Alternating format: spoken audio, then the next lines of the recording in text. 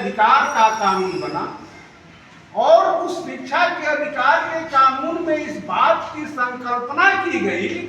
कि इस देश का एक भी बच्चा शिक्षा से वंचित नहीं रहना चाहिए।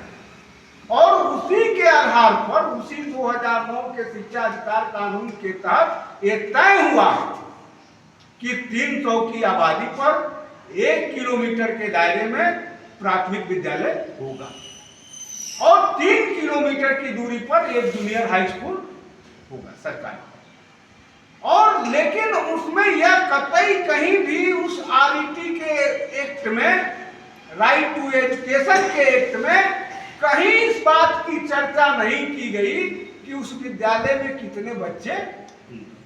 आज जो ये सरकार बहानाबाजी कर रही है कि 50 बच्चे से कम रहेंगे तो हम उस विद्यालय को, तो आप ये समझिए कि जो ये शिक्षा के अधिकार का कानून बना हुआ, उस कानून के खिलाफ और मनु स्मृति में जो चीजें वर्णित हैं कि इस देश के शूद्र समाज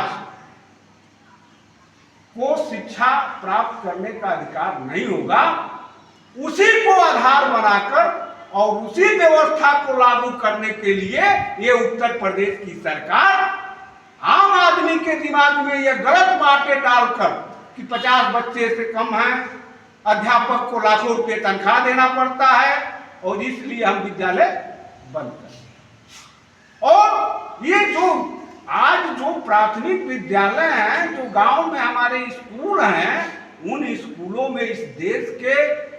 अंतिम निर्धन परिवार के बच्चे शिक्षा प्राप्त करें। आज जो 27,746 विद्यालयों को जो बंद करने का सरकार ने जो संकल्पना कर लिया है, उन विद्यालयों में यदि वो विद्यालय बंद होते हैं तो उन विद्यालयों में 14 लाख बच्चे पंजीकृत हैं, आज के दौर में पढ़ते हैं, वो 14 लाख बच्चे शिक्षा से वंचित हो जाते हैं। जो सरकारें निजीकरण के दौर में मतलब 14 लाख बच्चे वंचित होने जा रहे हैं, ये और वो बच्चे हैं कौन? इस देश के दलित, पिछड़े, आदिवासी, अल्पसंख्यक समाज के बच्चे हैं, गरीब तबके के बच्चे, वो निर्धन समाज के बच्चे हैं, जिनके पास शिक्षा प्राप्त करने का कोई दूसरा संसाधन नहीं। और इस तरीके से वह मनुस्मृति को इस देश में लागू करना, वो कतई नहीं चाहते हैं कि इस देश के जो दलित, पिछड़े, आदिवासी, अल्पसंख्यक समाज के जो लोग हैं वो शिक्षा प्राप्त करते हैं। आज